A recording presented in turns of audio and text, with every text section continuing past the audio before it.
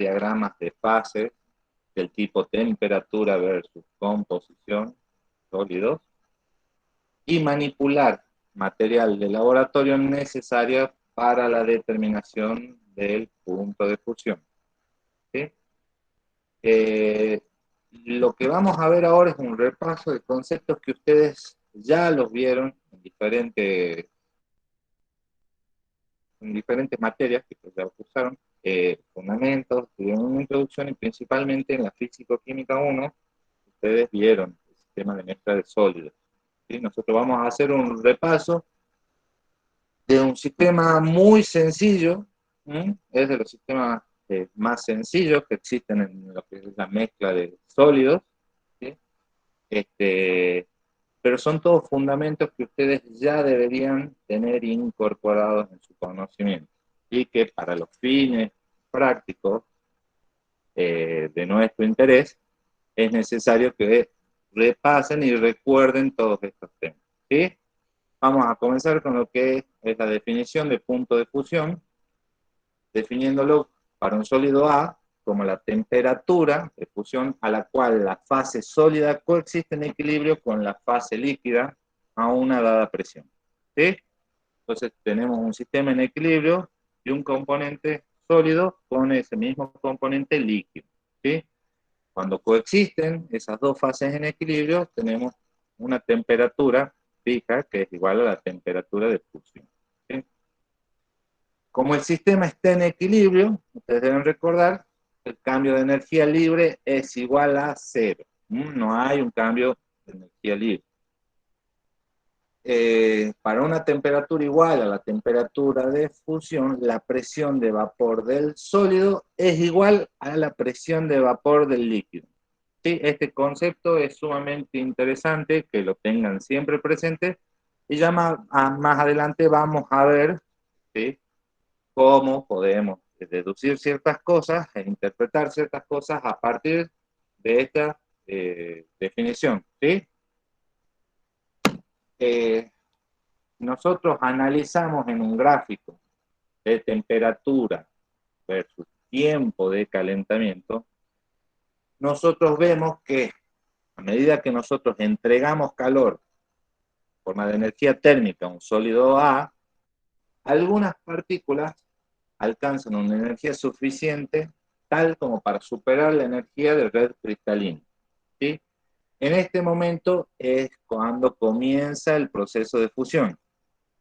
En la gráfica observamos cómo aumenta la temperatura del sólido hasta que la energía suministrada es suficiente para lograr el cambio de fase. En esta meseta de este gráfico vemos que, bueno, el cambio de fase de sólido a líquido no es espontáneo, y que es necesario entregarle energía térmica durante una determinada cantidad de tiempo para que todo el sólido que está coexistiendo en equilibrio con el líquido pase a estar en estado líquido.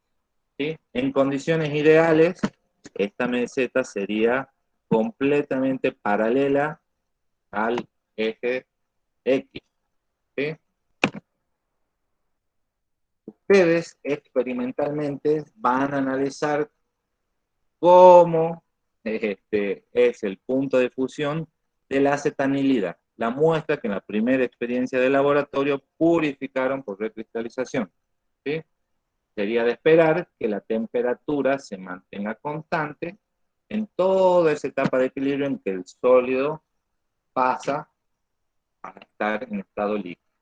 ¿Sí?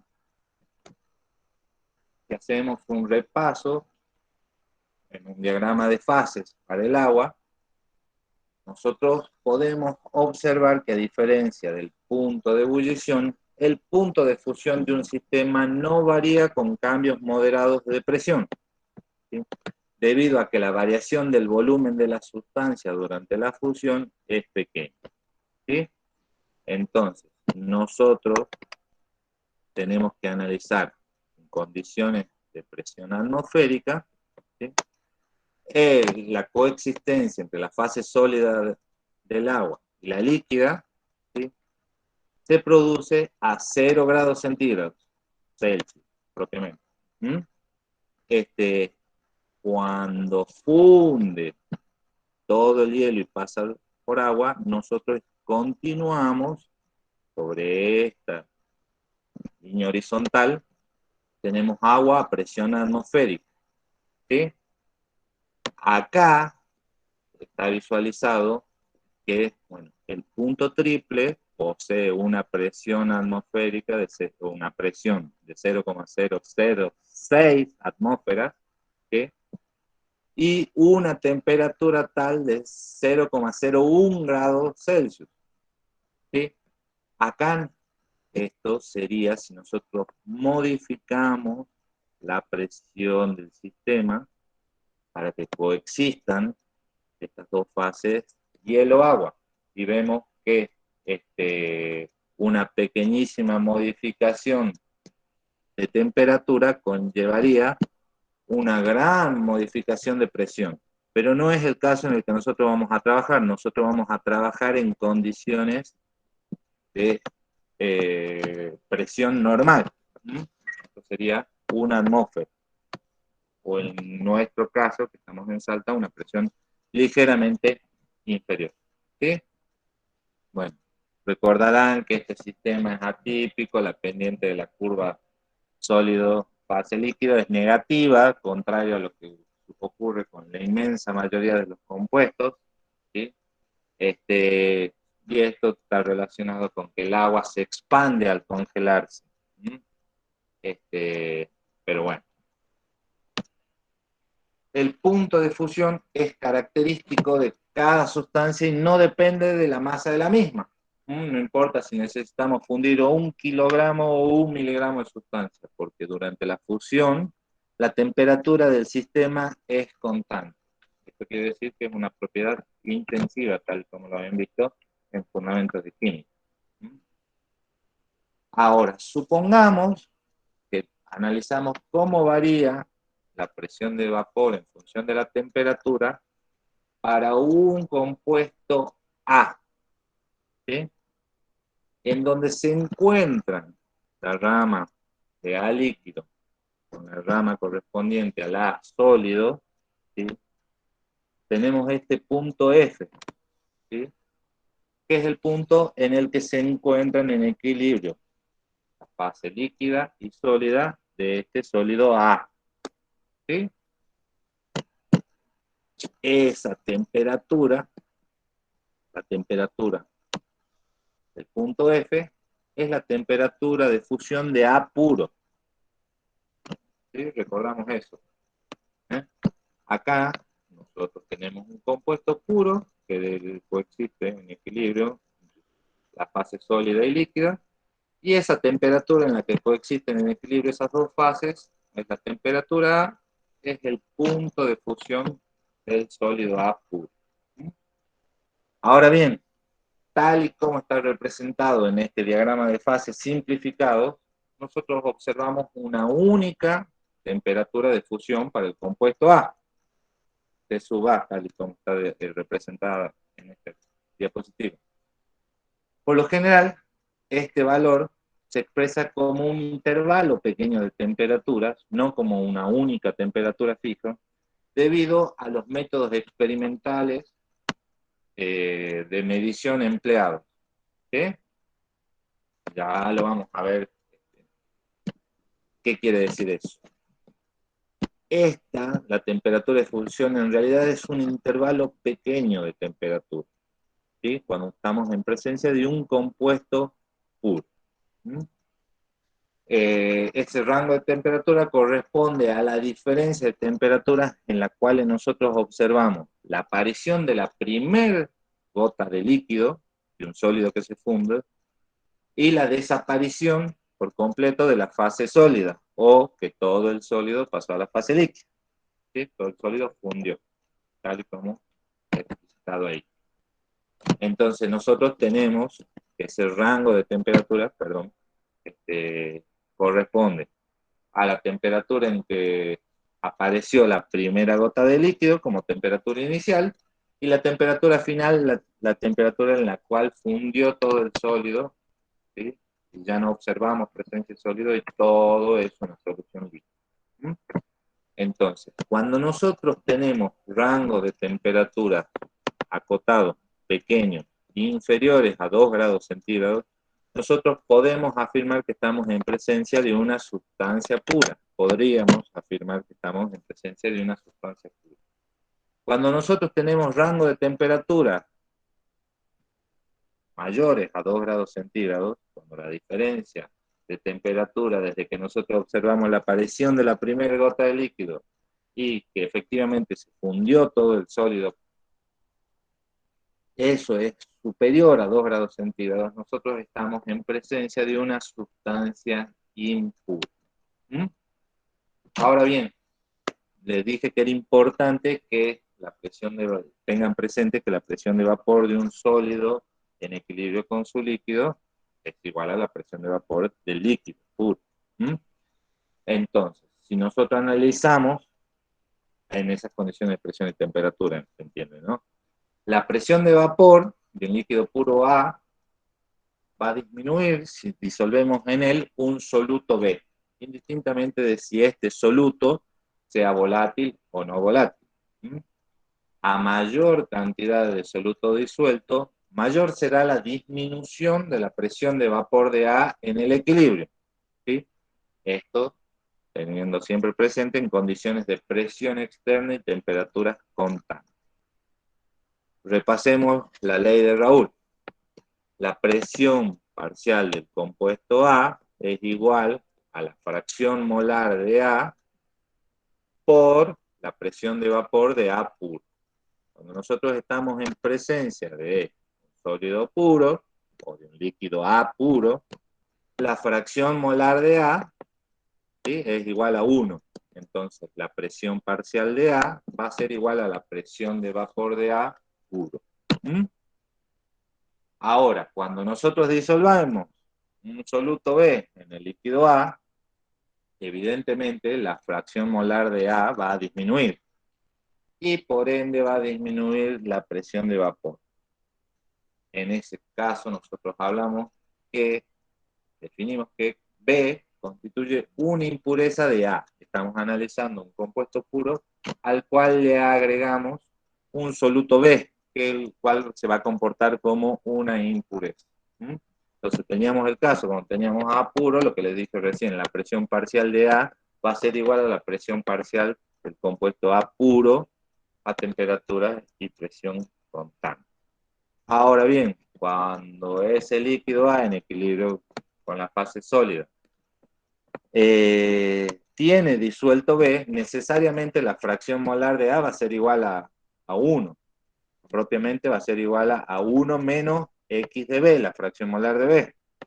Entonces, necesariamente la presión parcial del compuesto A va a ser menor que la presión de vapor del compuesto A puro. ¿Mm? Y eso se va a ver reflejado en una disminución de la temperatura de fusión. ¿Sí? Nosotros acá, con esta línea marrón, representábamos el comportamiento de un líquido A puro. Con esta más cremita, perdónenme, yo soy medio pésimo con los colores, en realidad estamos representando cómo es la variación de la presión de vapor con la temperatura para una solución de A más B, donde hemos agregado una determinada cantidad de soluto B, el cual va a constituir, y la vamos a analizar como una impureza sobre el sólido A. ¿Mm? Necesariamente vamos a ver que se produce una disminución de la temperatura de fusión de esta mezcla de A impurificada con B. ¿Sí? Como B es soluble, vemos que, bueno, como B es soluble en la fase fundida, vemos que se provoca un descenso de este punto de fusión. ¿Mm?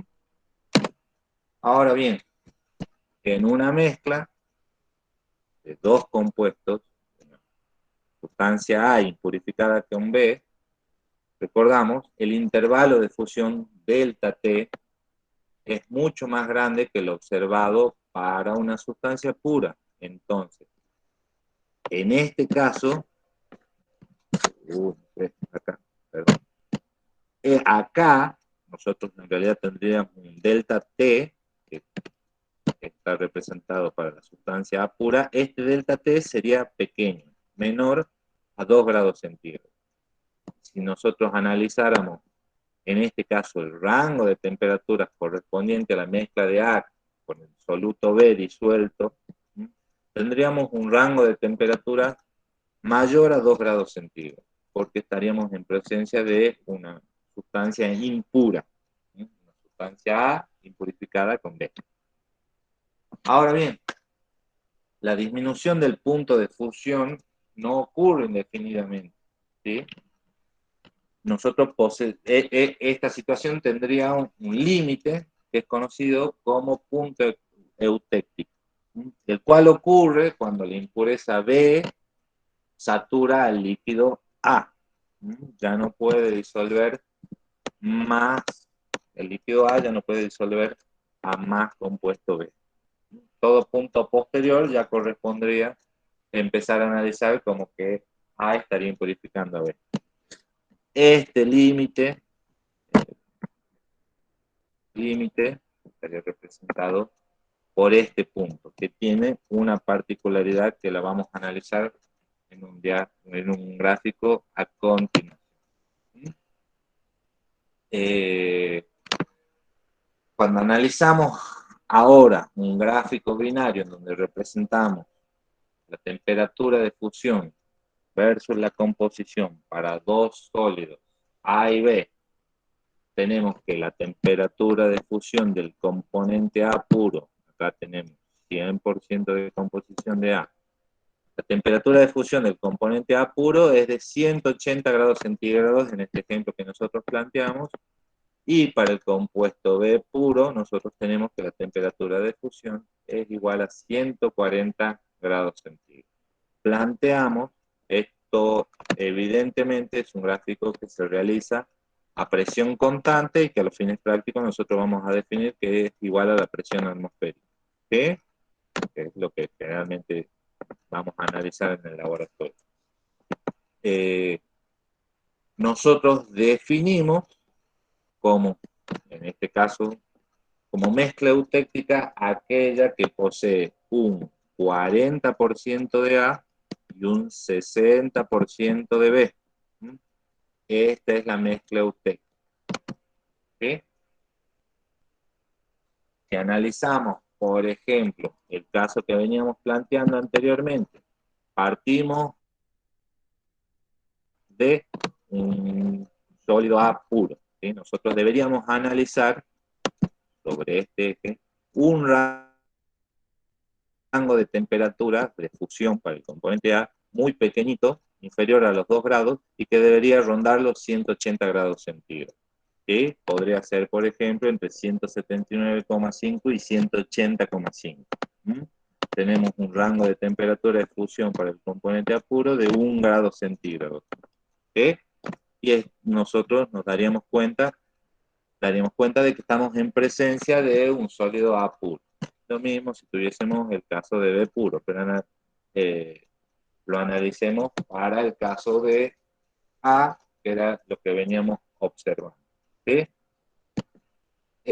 Ahora, se cumple que B es soluble en el líquido A y que A es soluble en el líquido B. Existen comportamientos de fusión mucho más complejos. Ustedes inclusive en física y química llegaron a ver mezclas binarias con comportamientos diferentes y hasta mezclas ternarias, los cuales exceden a lo que nosotros necesitamos saber. Nosotros nos vamos a centrar solamente en este tipo de casos. Si nosotros tuviésemos una mezcla eutéctica, nosotros tuviésemos una mezcla con un 40 de sólidos, con un 40% de componente A y un 60% de componente B, nosotros tendríamos una mezcla que se correspondería a esta composición de ME. Si nosotros comenzamos a calentar desde temperatura ambiente, supongamos 20 grados centígrados, nosotros observaríamos un sólido y nada más que un sólido, ¿sí? Y a 100 grados centígrados o alrededor de esa temperatura, nosotros deberíamos, muy próximo a esa temperatura, nosotros deberíamos observar la aparición de la primera gota de líquido. Comienza a fundirse ese sólido, ¿sí? Ahora, cuando nosotros analizamos y visualizamos la temperatura desde la cual nosotros, el rango de temperatura en el cual nosotros analizamos la aparición de la primera gota de líquido y que todo el sólido fundió, vemos que el delta de T es inferior a 2 grados centígrados. Nosotros deberíamos, en este caso, en una mezcla eutéctica, observar un rango de temperatura acotado inferior a los 2 grados centígrados. ¿Sí? Eso es debido a que las mezclas eutécticas tienen un comportamiento que se podrían llegar a confundir con el de una sustancia pura. ¿Mm? Entonces veríamos rangos de temperatura acotados tal y como lo observaríamos para los sólidos puros. Entonces tenemos que tener ahí cierto cuidado cuando estamos en presencia de mezclas eutécticas. Ya veríamos cómo nosotros podríamos quitarnos la duda. Más adelante vamos a ver cómo podemos quitarnos la duda de si estamos en presencia de un compuesto puro, cuál es este compuesto puro o si estamos en presencia de una mezcla eutéctica. ¿Mm? Esto es un caso idealizado, ¿sí? En este caso nosotros estamos viendo un comportamiento muy idealizado. Experimentalmente, al último vamos a ver un gráfico sobre cómo se comporta en realidad. Ahora bien, supongamos que ya no tenemos una mezcla de composición eutéctica, sino tenemos una mezcla de composición M, la cual tiene en este caso un 60% de componente A y un 40% de sólido B. En este caso, si nosotros empezamos a calentar desde temperatura ambiente, nosotros deberíamos, calentamos, y nosotros deberíamos observar la aparición de la primer gota de líquido, en el caso ideal, a los 100 grados centígrados, ¿sí? Que es la temperatura correspondiente a la mezcla eutéctica. ¿Sí? Una vez que fundió la mezcla de composición eutéctica, nosotros tenemos que seguir calentando para conseguir suministrarle la suficiente energía térmica al sistema para que funda todo el sólido, y nosotros estaríamos en presencia de la área bajo la curva que corresponde al líquido AB, ya fundió el líquido AB, y a sólido A que quedó sin fundirse. Estamos sobre esta rama de la gráfica. Fundió todo el B, fundió parte de A, entonces tenemos una mezcla líquida de A, B, y lo que queda sin fundirse es sólido A. Nosotros seguimos calentando, entregándole energía térmica al sistema, vemos que aumenta la temperatura del sistema y que todavía estamos en presencia de sólido, hasta que llegamos a este punto en donde observamos que todo el sólido fundió. Esta sería la temperatura final para el cálculo del delta T, y esta la temperatura inicial. Entonces vemos que en un caso de un sólido A impurificado con B, ¿sí? Una muestra sólida e impura, estamos en presencia de un delta T grande. Puntualmente en este caso de 30 grados centígrados tendría nuestro delta de T. El rango de temperatura que observamos desde la aparición de la primera gota de líquido hasta que todo el sólido fundió. Y ya, por encima de esta temperatura, si seguimos calentando, ya tendríamos una solución líquida de A más B, ¿sí? A mayor temperatura, pero ya no vemos cambio de... Entonces, Otra cosa muy importante que observamos siempre, en estos casos que nosotros vamos a analizar, es que la temperatura final de fusión es inferior a la del compuesto puro. La del compuesto A puro es 180 grados centígrados. La del compuesto A impurificado con B, la temperatura final de fusión es bastante menor, es de 130. Pero cualquiera sea la composición de A más B, va a tener una temperatura final de fusión inferior a la del compuesto A puro. Lo mismo, si estamos sobre esta rama, ¿sí? Tendríamos un sólido B impurificado con A, podemos analizarlo así, y cualquier mezcla de sólido B impurificado con A va a tener un punto de fusión inferior al del compuesto B puro. ¿Mm? La determinación del punto de fusión se utiliza como criterio de pureza para sólidos, ¿sí? Y dentro de la química orgánica es sumamente importante esta técnica, ¿sí? Como una técnica sencilla, rápida y accesible, para la determinación del criterio de una pureza de una determinada sustancia. Siempre que tengamos que ese rango de temperatura es inferior a los 2 grados centígrados, bueno, tenemos una buena certeza del grado de pureza, una primera aproximación en realidad del grado de pureza de nuestra muestra, ¿sí? Y además nos puede llegar a servir como un criterio de identificación. Recurriendo a tablas de punto de fusión, existen muchísimas tablas en donde están tabuladas las propiedades físicas de los compuestos, de diferentes sustancias conocidas. Buscando valores análogos a nuestra muestra, nosotros podríamos emplearla como un primer criterio de identificación, ¿sí? En este caso, tengan presente que para identificar una muestra sin grandes probabilidades de cometer errores, ya que se imaginarán que hay muchas sustancias que poseen el mismo punto de fusión, es común realizar una experiencia denominada punto de fusión mezcla. Esta técnica aprovecha el hecho de que las impurezas amplían el rango de fusión, hacían ese delta de T superior a 2 grados centígrados, ampliaba el rango de temperaturas desde el que ustedes observaban la aparición de la primera gota de líquido y que todo el sólido fundió.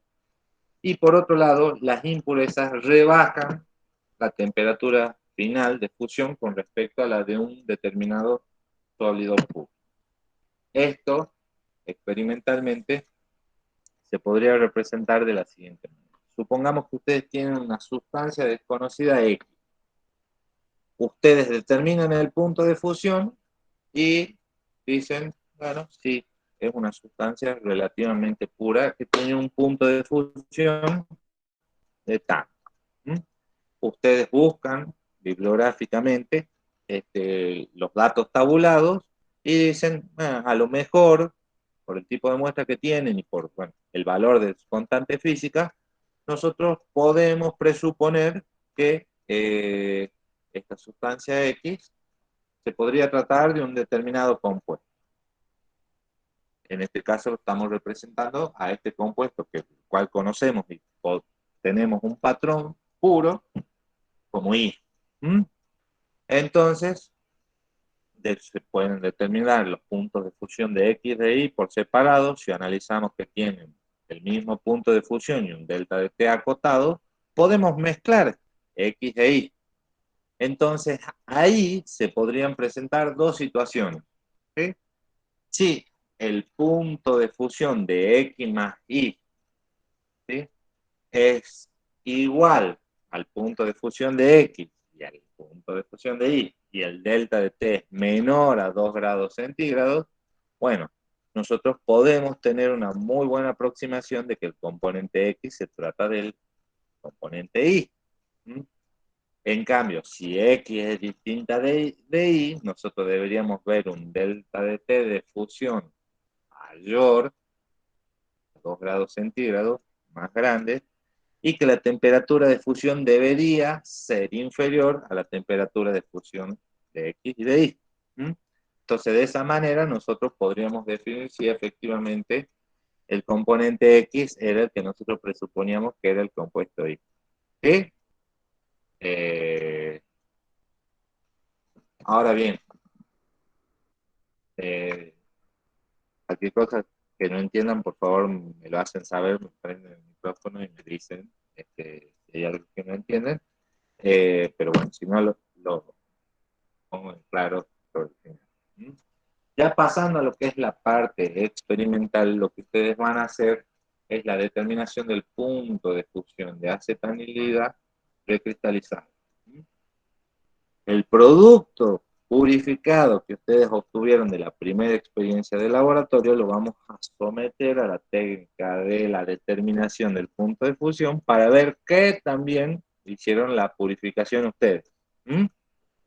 Entonces, ustedes ya vieron que la acetanilidad, o sea, esta estructura química, es un sólido blanco cristalino. Ustedes, cuando hagan la primera experiencia de laboratorio, van a recibir un sólido que es de color pardo. Ya desde movida, nosotros ya sabemos que estamos en presencia de acetanilida impurificada, que es algo muy común cuando realizamos la síntesis. Esa acetanilida se realiza en una experiencia de química orgánica 2. Si Dios quiere, ustedes, cuando lleguen a orgánica 2, realizarán esta síntesis y dejarán para los alumnos del año que viene una acetanilida impura que ellos deberán purificar por el método de cristalización.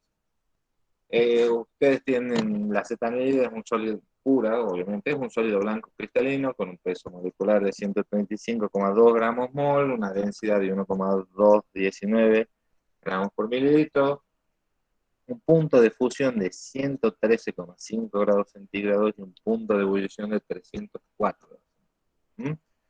Es sumamente importante dentro de química orgánica que ustedes siempre adjunten a los informes de laboratorio y que ya previo a la realización de la experiencia dispongan de la ficha de seguridad en la cual ustedes, además de leer todas las propiedades físicas y demás, pueden cerciorarse acerca de los cuidados a tener en cuenta con respecto a la manipulación de la sustancia.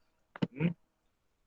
Entonces, lo que ustedes van a hacer es la determinación del punto de fusión para establecer qué tan eficiente fue el procedimiento de purificación que ustedes realizaron en la primera experiencia laboratorio. La vamos a emplear en esta primera etapa como un criterio de pureza. ¿Mm? La experiencia es sumamente sencilla. Van a emplear material que no utilizaron antes eh, y, aun, y aunque existe equipamiento más moderno, nosotros tenemos un equipo digital para la determinación del punto de fusión que tiene ciertas ventajas. La determinación del punto de fusión de sólidos sigue siendo una técnica sumamente empleada a nivel mundial, o sea, no en países tercermundistas ni nada, o sea, en todos lados, ¿sí? Como determinación del criterio de pureza de un sólido. ¿Sí? Entonces, de ahí radica la importancia de realizar esta experiencia y tenerla siempre presente para lo que lo vamos a emplear. ¿Mm? Lo que ustedes van a realizar es una técnica del tubo capilar, ¿sí? En el cual van a emplear la menor cantidad posible de muestra. Nosotros le vamos a dar un papel encerado. ¿Mm? Ustedes van a colocar una pequeña cantidad de los cristales de acetanilidad purificados por ustedes, ¿sí? En el centro de ese papel encerado. Van a doblar el papel encerado y con una lapicera lo van a moler para obtener un tamaño de partículas homogéneo y lo más pequeño posible. ¿Sí? Vieron que cuando ustedes filtran y secan, los sólidos quedan como aglomerados, con partículas más grandes y demás. De esta manera extremadamente sencilla, y la realizamos así porque se necesita una muy pequeña cantidad de muestra, ustedes lo van a moler hasta obtener un sólido extremadamente fino, que es el que van a colocar en el interior de un tubo capilar. nosotros le vamos a dar un tubo capilar, como su nombre lo indica, son tubos de vidrio que poseen un diámetro un diámetro interno extremadamente pequeño.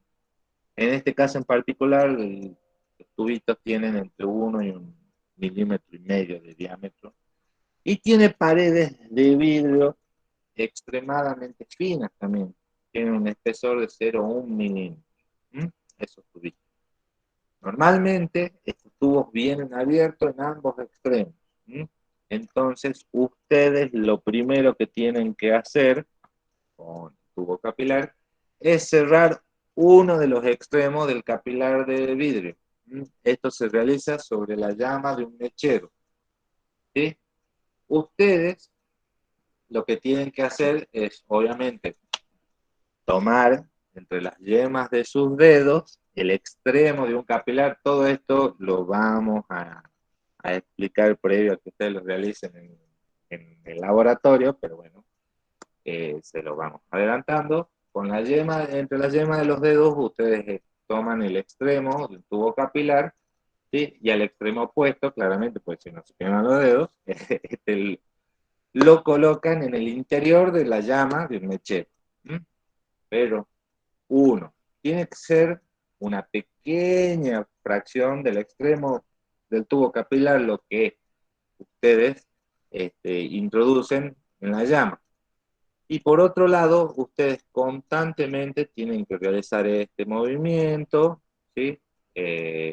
Haciéndolo girar al tubo de vidrio sobre las yemas de sus dedos para un lado y para el otro, de forma tal que el tubo de vidrio, que la sílice se funda, pero se funda de la forma más pareja posible, sin que se produzca una fusión de la sílice extremadamente grande, lo cual me provocaría una gota o una superficie de vidrio extremadamente grande, los cuales posteriormente nos sería perjudicial en lo que sería la transferencia de calor del sistema que vamos a emplear para fundir nuestro sólido hacia el interior del tubo capilar, que es donde va a estar colocada nuestra muestra.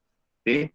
Entonces, nosotros tenemos que fundir ese vidrio de la forma más prolija posible, sin que haya una fusión importante de sílice.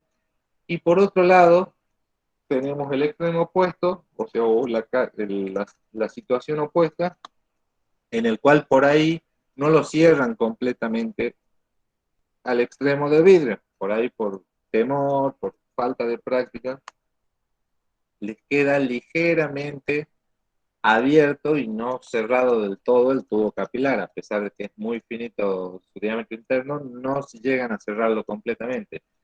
En ese caso, no es el problema la transferencia de calor, sino la problemática que tienen es que ingresa un líquido que empleamos para hacer la fusión del sólido, para entender cómo, ingresa al interior del tubo. Entonces ustedes no pueden discernir si ese líquido propiamente corresponde a que se está fundiendo su sólido o a que ingresó ese líquido al interior del tubo. Esto es una técnica visual, que todo lo que ustedes anoten va a estar supeditado a la atención que presten y a lo bien que realicen esta técnica. Una vez que tienen cerrado el tubo capilar, acercan el extremo opuesto, obviamente el que está abierto, a la muestra pulverizada y colectan pequeñas cantidades de sólido que se incorporan al interior del tubo capilar. Giran nuevamente el tubo capilar sobre su extremo cerrado y sobre el extremo cerrado golpean suavemente contra la mesada para que el sólido caiga a través del tubo capilar y empiece a compactarse en el fondo del tubo capilar. Muchas veces también lo que pueden hacer, y todo esto es suavemente, es darle pequeños golpecitos con la misma viromen que usaron para moler el sólido, con una virome o con algo, con algún elemento contundente, pero con golpes suavecitos, darle golpes para que todo el sólido atraviese esos 10 centímetros aproximadamente que posee el tubo capilar y se deposite sobre el fondo cerrado previamente. Ustedes repiten eso hasta que tienen una buena cantidad de sólido en su interior. Ya vamos a hablar sobre la cantidad porque eso también es muy importante. El lecho de sólido no puede superar los 3 milímetros de altura. Es una cantidad pequeña de sólido la que ustedes incorporan en el interior del tubo capilar. Una vez que ustedes aproximadamente creen que ya tienen la cantidad necesaria de sólido en el interior del tubo capilar, lo que hay que realizar es lograr una perfecta compactación de la muestra. Para ello van a emplear, acá se pierde completamente la escala, ya que está presentado solamente, pero es un tubo de vidrio, ya este no es capilar, este tiene de largo 1,5 metros, y lo que ustedes hacen es apoyarlo en forma perpendicular al suelo y sobre la punta de ese tubo de vidrio, y siempre cuidando de que lo que quede para abajo es el extremo cerrado del tubo capilar, sueltan el tubo capilar. Al caer contra el piso, rebota varias veces, ¿sí? Y lo que se produce es el compactamiento de la muestra sólida. Entonces, acá está planteado como que la cantidad mínima de sólido que el ojo puede apreciar en el pasaje de sólido a líquido es de 3 milímetros. Bueno, eso es algo muy genérico, evidentemente dependerá de la capacidad visual y atención de cada persona, pero básicamente está establecido como eso. Pero no es bueno colocar un lecho de sólido muchísimo más grande. Entonces, nosotros cuando vamos a repetir varias veces esa etapa de agregar incorporar, perdón, el tubo capilar por el extremo de ese tubo largo de vidrio, soltarlo y que en las caídas, en cada rebote se produzca el compactamiento de la muestra sólida que tiene en su interior. Lo que nosotros tenemos que obtener al final de todo, ¿sí?, es un lecho de sólido que no tenga una altura más superior a 3 milímetros, ¿sí?, y que en el lecho de sólido no existan grietas ni espacios vacíos, ¿sí? ¿Por qué lo uno y por qué lo otro? Si nosotros tenemos una cantidad de muestras fundir extremadamente grande, ¿sí?, eso va a influir en el gradiente de temperatura existente entre las paredes del tubo capilar hacia el centro de la muestra. Evidentemente, por el sistema que vamos a emplear para fundir y demás, nosotros vamos a tratar de que el calentamiento sea lo más controlado posible y demás, pero existe un gradiente de temperatura desde las paredes externas del tubo capilar hacia el centro del mismo, que es donde tenemos alojada nuestra muestra. Si nosotros nos excedemos con la cantidad de muestra, podemos por ese gradiente de temperatura, y haciendo que este sea grande, nosotros tendríamos fallas al momento de medir la temperatura y observásemos rangos de temperatura o delta T mayores a lo que en realidad existe, ¿sí? Lo mismo pasaba si nosotros fundíamos una superficie de vidrio extremadamente grande, también lo que provocamos es un gradiente de temperatura extremadamente más grande que el deseado, y de esa manera nosotros no colaboraríamos a la medición de la determinación de la temperatura de fusión del Sol. Lo mismo ocurriría con muestras que contengan grietas o pedazos de aire, por así decirlo, espacios vacíos por la falta de compactación del sólido. Nosotros queremos que el gradiente de temperatura sea sobre un lecho sólido homogéneo y compacto. Si nosotros tenemos espacios vacíos o grietas, nosotros tendríamos diferencias, perdón, en los coeficientes de temperatura, y habría problemas en la medición de la temperatura. A continuación, lo que ustedes deben hacer es adosar la muestra con el tubo capilar a un termómetro por medio de una banda elástica. ¿Mm? La banda elástica se coloca de manera tal que el tubo capilar, principalmente lo que a nosotros nos interesa, es que este extremo en el que está contenida la muestra, esté lo más pegado posible al bulbo del termómetro. ¿Mm? Para asegurarnos que la medición de la temperatura sea lo más correcto posible. En este caso, es sumamente importante que trabajemos con un termómetro de buena calidad. Lo ideal sería que tenga un certificado de calibración. ¿Sí? Ese certificado de calibración o la calibración del termómetro puede realizarse determinando el punto de fusión de sustancias de pureza certificada. ¿Sí? Realizar una correcta calibración del termómetro excede a lo que nosotros, a la disponibilidad de tiempo y equipamiento de esta práctica de laboratorio. Por lo tanto, ustedes no van a calibrar el termómetro. Lo que van a asegurarse, lo que es algo mucho más rápido y sencillo, es determinar con el termómetro con el que ustedes vayan a trabajar, es determinar la temperatura de ebullición del agua. Propiamente, en nuestra provincia, como ustedes saben, el agua tiene un punto de ebullición de 96 grados centígrados. Bueno, ustedes van a probar el termómetro y van a ver que mida una temperatura idealmente de 96 grados centígrados o de última lo más cercana posible. ¿Mm?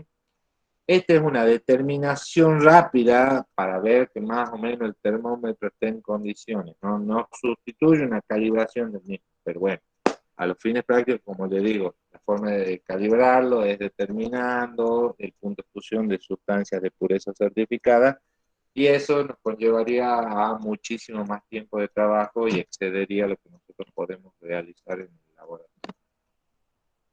Una vez que hemos adosado nuestro tubo capilar al termómetro, colocando siempre, fíjense la altura de la muestra con respecto al bulbo, eso es lo más importante. La banda elástica acá está puesta de forma tal que esta ligera separación existente entre el bulbo y el termómetro es la mínima posible y es debido a que el bulbo en este caso en particular, bueno, tiene cierta concavidad, digamos, que hace que no puedan estar más pegaditos. Ustedes es eso lo que deben fijar. A continuación le colocan un tapón que está abierto, ¿sí? Tiene una abertura longitudinal. Esto tiene dos razones. Una, que nosotros podamos ver la escala completa del termómetro y por otro lado es la de permitirle la libre expansión de aire al líquido que vamos a colocar en el interior de un nuevo material que ustedes hasta ahora no emplearon, llamado tubo Thiel.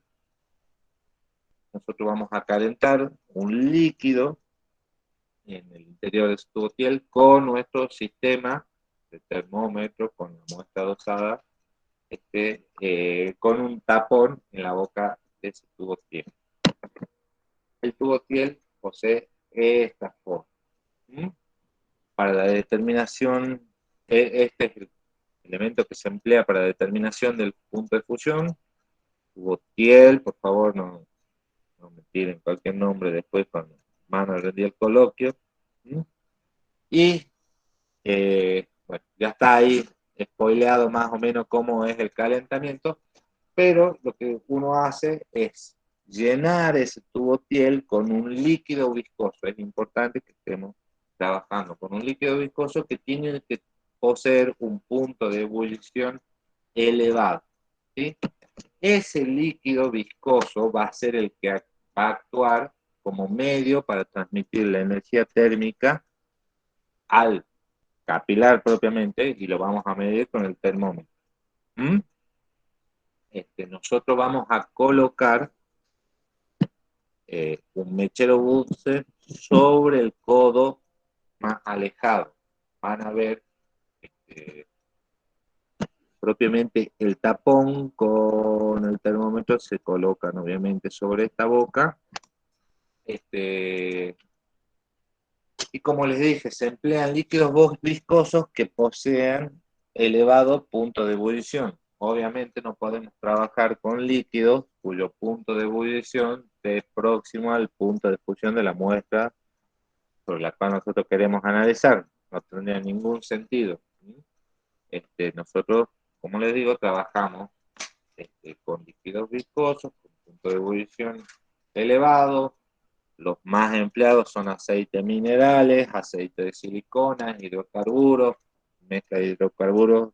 Existen algunos como Nujol que poseen nombres comerciales característicos, ¿sí? Y en particular, en esta experiencia, nosotros vamos a emplear como líquido viscoso de elevado punto de ebullición a la glicerina.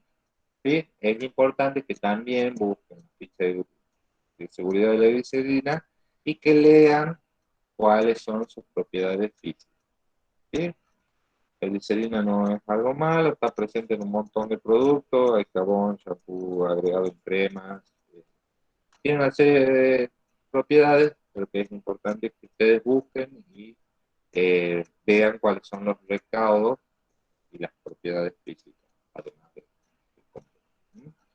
este, es un líquido higroscópico, por lo tanto ustedes tienen que tener cuidado de que la glicerina tenga buena calidad, que esté exenta de agua, para que su calentamiento pueda ser adecuado. ¿Mm? Tal como les dije, el calentamiento de la glicerina se produce en la posición con un mechero de tipo Bunsen, en la posición indicada, ¿sí? Y a medida que se calienta, ustedes van a tener un gradiente de temperatura que por la forma, características que posee el tubo piel, va a producir un movimiento del líquido por convección desde zonas más calientes hacia zonas de menor temperatura.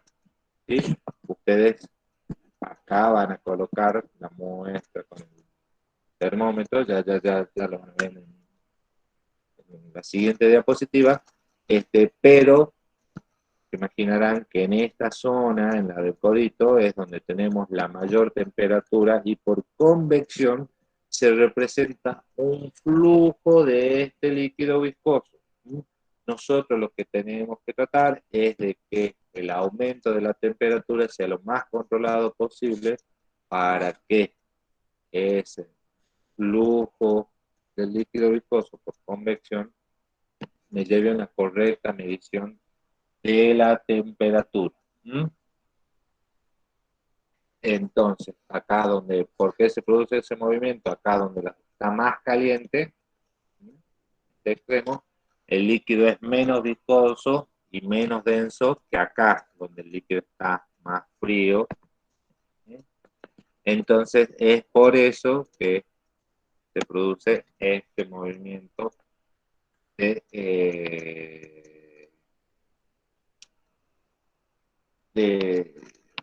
por convección. ¿Sí? A partir de que nosotros disponemos de este material y demás, se produce ese movimiento de líquido en forma automática.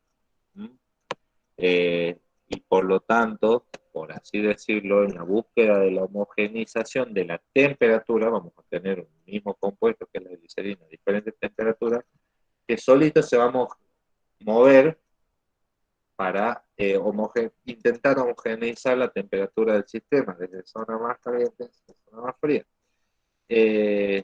Entonces, eso tiene un beneficio, por ejemplo, con respecto a un tubo de ensayo, si empleáramos un vaso de precipitado, en donde nosotros tendríamos que agitar y tener ciertos cuidados para homogeneizar la temperatura del sistema.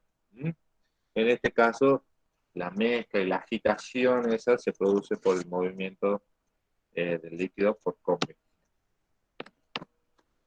Entonces, una vez que ustedes incorporan el termómetro con la muestra fijada con la banda elástica, con la muestra a la altura del bulbo del termómetro, sujetan ese tubo Thiel con una pinza. Ustedes saben, acá van a trabajar en orgánica con muchas pinzas. Tienen que tener cuidado, no excederse, es apenas sujetar material de vidrio que es delicado con esta pinza metálica, no se excedan con la presión porque evidentemente si no se quiebran todo este material, aunque parezca sencillo, es extremadamente caro, así que tenemos que tener recaudo de sujetarlo con todo el cuidado y el cariño del mundo con la pinza. Y lo vamos a acomodar de forma tal, ya que como les dije, esto es una muestra, esto es una experiencia visual. Ustedes ustedes tienen que analizar la aparición de la primer gota de líquido, entonces tienen que estar constantemente viendo el lecho del tubo capilar hasta que observan la aparición de la primera gota de líquido simultáneamente con la temperatura que indica el termómetro. Entonces, ustedes tienen que tener cierto ejercicio para poder visualizar, apareció, está fundiendo un poquito del sólido, ¿a qué temperatura? Bueno, anoto, 120, 134 grados, supongamos que salió bien la recristalización de la Z-anhidro. Y a ver, miro, a ver hasta qué se funde todo el sólido. Bueno, ¿a qué temperatura? 136 grados centígrados. Bueno, ustedes piden algo visual, entonces se lo tienen que acomodar de forma cómoda. Esas pinzas las pueden colocar a la altura de los ojos, para que no estén doblados, todos agachados e incómodos mientras tienen que calentar un sistema, ¿no? Todas las experiencias se tienen que realizar de la forma más cómoda posible. Entonces, colocan el tubo de forma tal que la muestra quede a la altura de sus ojos, ¿sí? Y lo que hacen es mover en forma eh, per, perpendicular, sí, a la del codito del tubo Thiel, el mechero. En un principio, cuando uno tiene más o menos certeza de que está en presencia de una muestra, en un principio se puede calentar relativamente rápido el sistema, ¿sí? Esto quiere decir, bueno, hasta 90, 100 grados se puede calentar en forma rápida. Después, el calentamiento del sistema se tiene que hacer lo más pausado y tranquilo posible. Eso no quiere decir que no caliente, ¿no? Que por ahí lo toman, le decimos, no, se agrega gota a gota con cuidado, cierta cosa, y después están 2 horas para agregar gota a gota 3 mililitros de un líquido. No quiere decir eso. Quiere decir que tengan cuidado, precaución. No es que dejo el mechero, que le dé todo, prendo otro mechero así caliente más rápido, no. Tiene que ser pausado ese calentamiento porque nosotros queremos que la temperatura crezca lo más lento posible próximo al punto de fusión para poder cerciorarnos de que por ese gradiente de temperatura el sistema se homogeneice en cuanto a la transferencia de energía térmica. Entonces, bueno, ustedes van a calentar el sistema moviendo, ¿sí? Hacia adelante y hacia atrás en sentido perpendicular al tubo 10, sobre el codito, ¿sí? Es sumamente importante que el bulbo, el termómetro, el bulbo del termómetro y el capilar queden dentro de la zona, en este gráfico está un poquitito arriba, pero dentro de la zona de circulación de la corriente de convección. No lo pueden dejar por acá arriba porque evidentemente acá arriba no se produce ese movimiento de convección. Entonces, por eso que tiene que estar dentro de esta ramita, por debajo de esto, el bulbo del termómetro, por debajo de esto, para que esté incorporado dentro del sistema de convección. Entonces acá está más o menos explayado lo que les dije recién. ¿Sí? Comenzamos con un calentamiento rápido, acá dice hasta unos 10 grados centígrados por debajo del punto de fusión esperado. Si su recristalización fue deficiente, puede suceder que la fusión de su muestra ocurra a una temperatura bastante inferior. Recuerden que la presencia de impureza produce un descenso de la temperatura de fusión con respecto al componente puro y, bueno, obviamente, una ampliación del rango de temperatura. ¿Sí? Entonces, yo les diría que tengan cuidado, que no digan, el punto de fusión es 135, caliento rápido hasta 125, porque puede ser que antes se le funde. ¿Sí? Yo tendría mi recaudo y calentaría más o menos rápido hasta 90, ¿sí? Y de ahí seguiría con un calentamiento mucho más suave. ¿Sí? Y en lo que hacen ese movimiento y demás, el mechero sobre el codo del tubo piel en forma perpendicular, ustedes tienen que estar constantemente viendo el capilar a que observan la aparición de la primera gota de líquido. Como ustedes saben, inmediatamente tienen que ver la temperatura que indica el termómetro para señalar como temperatura inicial.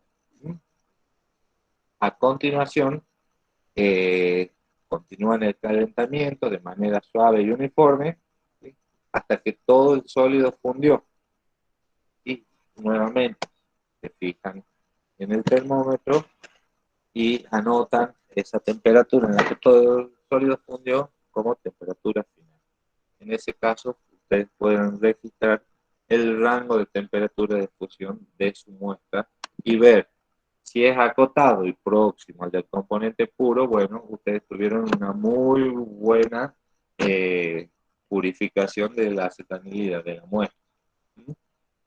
Ahora, si tienen un delta de T, un rango de temperatura mayor a 2 grados centígrados, y temperaturas de fusión inferiores a la de la acetanilidad pura, bueno, la recristalización no salió tan bien como esperábamos y la purificación del sólido fue ineficaz. ¿Sí? Ahora bien, ustedes tienen que realizar la determinación del punto de fusión por triplicado. ¿Sí? Esto involucra 3 tubos capilares, ¿no? 3 tubos capilares. No es que, obviamente, si dejan enfriar el primero de los tubos capilares, se va a solidificar. ¿Sí? Ya que temperatura ambiente es sólido. No, preparan 3 tubos capilares con la muestra, con el lecho que no exceda los 3 milímetros de altura y demás.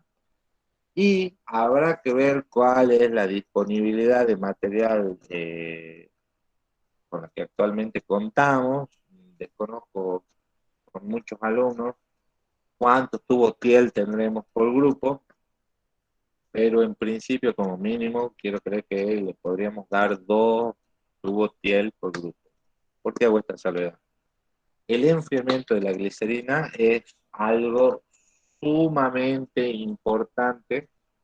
La glicerina en este caso, pero en realidad el enfriamiento del líquido viscoso empleado en esta técnica es sumamente importante. Antes de proceder con la siguiente determinación, ¿sí? Nosotros tenemos que asegurarnos que el sistema se haya enfriado completamente. Si el enfriamiento es ineficiente, ¿sí? Nosotros vamos a tener un desfasaje entre lo que es la temperatura de la muestra y la temperatura del líquido viscoso que empleamos como medio de calentamiento. ¿Sí? Nosotros, en el caso de la glicerina, sabemos perfectamente que es algo que lleva su tiempo, que muchas veces ocurre que uno, bueno, por ahí toca el tubo y dice, bueno, está relativamente frío. Obviamente tengan recaudos, no queremos que agarren el tubo cuando está caliente, que se quemen y que dejen adherida la yema de sus dedos al material. no está en nuestras intenciones, así que la manipulación es sumamente importante, que sea cuidadosa y a conciencia, pero una vez que ustedes vean que ya el tubo se ha enfriado más o menos, y que se puede manipular eh, sin ningún tipo de posibilidad de accidente, ni nada por el estilo, y teniendo el recaudo de que no le ingrese agua al interior del tubo, ustedes pueden terminar de enfriar el tubo piel bajo la canilla de agua. Ustedes piensen que muchas veces ustedes suponen que ya el tubo piel está frío porque ya lo pueden agarrar y a lo mejor ese tubo está a 35, 40 grados y la muestra por la época del año pues está a 15, 20 grados. Esa diferencia de temperatura, ese gradiente de temperatura que existe entre el líquido que empleamos para calentar el sistema y la muestra, muchas veces no se iguala durante el calentamiento y por lo tanto observamos discrepancias con respecto a los resultados que obtienen con respecto a una primera experiencia, inclusive. Entonces, de ahí la necesidad de que tengan gran cuidado y le presten particular atención al enfriamiento del sistema. ¿Sí? Como una segunda experiencia, lo que ustedes van a realizar es la determinación del punto de fusión de mezclas de urea y ácido cinámico. Ambos compuestos, tanto urea como ácido cinámico, tienen el mismo punto de fusión, igual a 133 grados centígrados. ¿Sí? Nosotros a esto lo vamos a realizar dándole a cada grupo una muestra incógnita, que puede ser urea pura, ácido cinámico puro, o mezcla de ambos en diferentes proporciones. ¿Sí? Es importante, bueno, para la realización del laboratorio, que además de conocer la estructura, busquen las fichas de seguridad de ambos compuestos. ¿Sí? Nosotros le vamos a entregar muestras incógnitas que van a distribuir entre los diferentes grupos como muestras desconocidas y solamente van a tener un número de identificación para que nosotros podamos decirles si lo que obtuvieron es correcto o no. Y ustedes van a realizar la determinación del punto de fusión de esas muestras incógnitas y deberán establecer cuáles son sustancias puras y cuáles son mezclas, incluido el eutectic. Ahora bien, como les dije, tanto urea como ácido cinámico poseen el mismo punto de fusión. Entonces, si ustedes hacen la determinación del punto de fusión de su muestra incógnita y les da que posee un rango de temperatura menor a los 2 grados centígrados y que a su vez se corresponde con los 133 grados centígrados, y ustedes no podrían discernir si están en presencia de uno u otro. Podrían decirme si es urea o ácido cinámico. En este caso, lo que ustedes van a emplear es al punto de fusión mezcla, lo que vimos anteriormente. Entonces le agregarán una pequeña cantidad de urea, por ejemplo, a su muestra incógnita, y si observan que no hay variaciones en la determinación del punto de fusión, bueno, ahí sí pueden establecer que estaban en presencia de urea. Ahora, si observan un descenso de la temperatura de fusión y un rango de temperatura mayor, bueno, ahí podrán establecer que lo que en realidad ustedes tenían era ácido cinámico. ¿Okay? Ustedes van a completar una tabla en la cual tienen que indicar la temperatura inicial de fusión, la temperatura final de fusión, el delta de temperatura, y en el caso de que tengan muestras puras o una mezcla técnica, bueno, algún tipo de conclusión. ¿Sí? Entonces, bueno, ahora, analizando un caso real, que es el que observamos experimentalmente, que se aleja de ese ideal que vimos diagrama anteriormente presentado, ustedes tienen que, caso ideal, para la temperatura inicial de una mezcla de estos dos compuestos, ¿sí? La temperatura inicial de fusión debería ser igual a la que corresponde a la temperatura de fusión del eutéctico, ¿sí? Ahora, por limitaciones del ojo humano, ¿sí? En las cuales la temperatura a la cual nosotros recién podemos visualizar la aparición de la primer gota de líquido suele ser superior a la verdadera temperatura eutéctica. Siempre que estemos en mezclas diferentes a las de la mezcla eutéctica, ¿no? Entiéndase. Entonces, es por esa razón que el diagrama que se obtiene a partir de datos reales del laboratorio está distorsionado con respecto al caso ideal que presentamos previamente. Y es una cosa más parecida a este que se presenta acá, un diagrama como el que se presenta en este. No vamos a obtener, por la técnica empleada y por limitaciones visuales, un gráfico con la horizontal correspondiente a la temperatura de fusión de la mezcla eutéctica, sino que vamos a obtener un diagrama con estas dos ramas distorsionadas, como se observa. ¿Sí? Acá tienen bibliografía que pueden consultar con libros de los cuales disponen, tanto en forma digital como material en la cátedra. Otras bibliografías están disponibles en la red. Y bueno, para consultas tienen el mail de todos los docentes de la cátedra. Muchísimas gracias. Espero que me hayan entendido.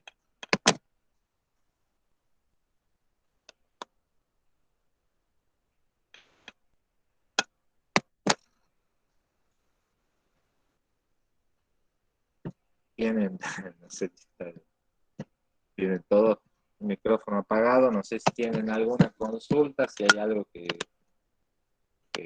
quedó sin que les quede claro, si tienen alguna duda por resolver.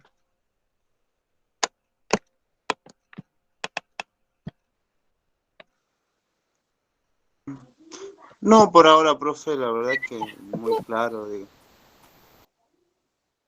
Bueno, como saben, bueno, ya si Dios quiere, la semana que viene comenzamos en forma presencial. Bueno, pueden realizar también la consulta, porque ayuda que ustedes necesiten, estamos para eso y bueno, para intentar aclararles cualquier duda que ustedes puedan llegar a tener o lo que sea. Bueno, profe. Gracias, profe. De nada. Buen fin de, y ya nos estamos viendo la semana que viene ya presencialmente. Ya, cara a cara. Bueno, profe. Bueno, profe, que tenga buen fin de. Hasta luego.